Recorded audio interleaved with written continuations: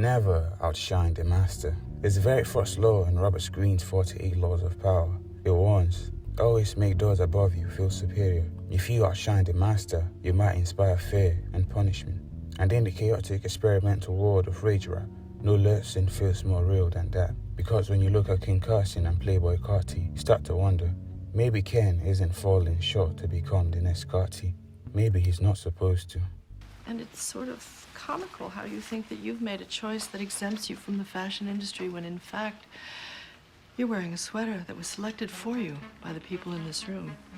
Ken Carson is without question one of the most important new age rappers in the game. Signed to Playboy Carti Opium label, he has become the face of rage rap's second generation, the distorted, adrenaline-filled sound that Carti brought to the mainstream.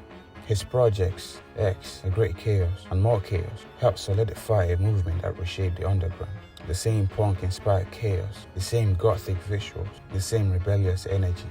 And that's what makes him fascinating. Ken has the fame, the streaming numbers, the cult fanbase, but he still moves like an underground artist.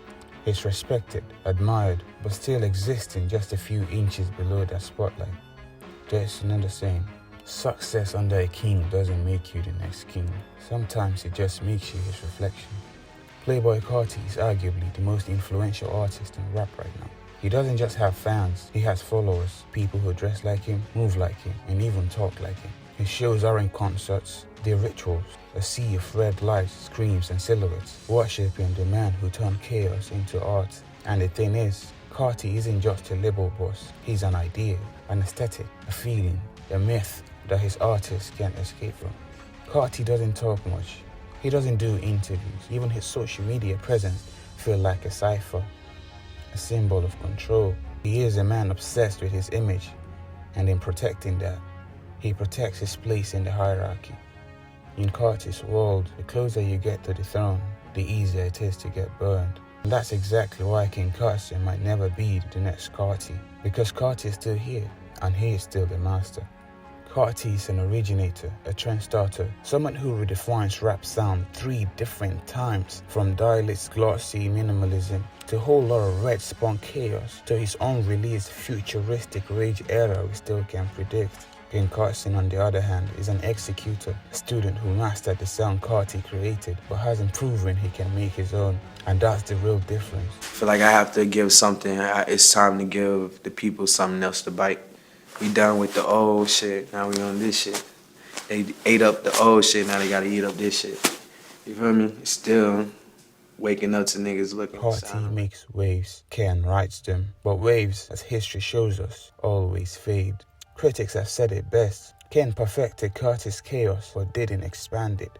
He lives within the world Carti built. He doesn't bend it. For Carti is chaos by design, and Ken is chaos by imitation. It's not disrespect, it's reality, because only one person gets to be the architect, and the rest, tenants. No, you complete me. This dynamic isn't unique. History repeats itself constantly, not just in rap, but in every creative empire. Think about the Weeknd and NAV. NAV had hits, fame, and talent, but the Weeknd built XO. NAV lived in it. Travis Scott and Don Toliver.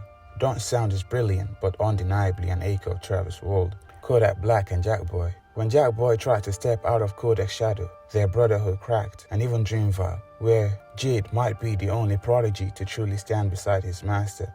The story stays the same. The master sets the stone and everyone else follows the beat. It's not a failure, it's a natural rhythm of power. Because every empire has its heir, but rarely does the heir surpass the emperor.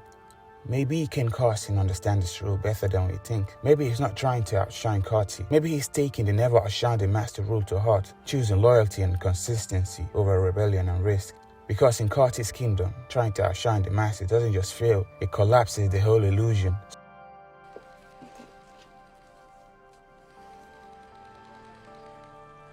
Good.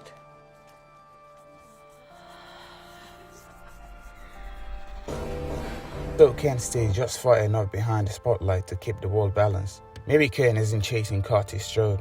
Maybe he's protecting it. And maybe that's what makes him truly dangerous. Because if history tells us anything, a student who studies the law long enough eventually learns how to break it. And maybe some thrones aren't meant to be taken, just guarded until the kingdom forgets who built it. on. Mock me. Laugh.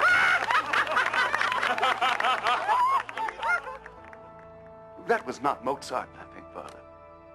That was God. That was God laughing at me through that obscene giggle. Go on, signore, laugh. Laugh. Show my mediocrity for all to see.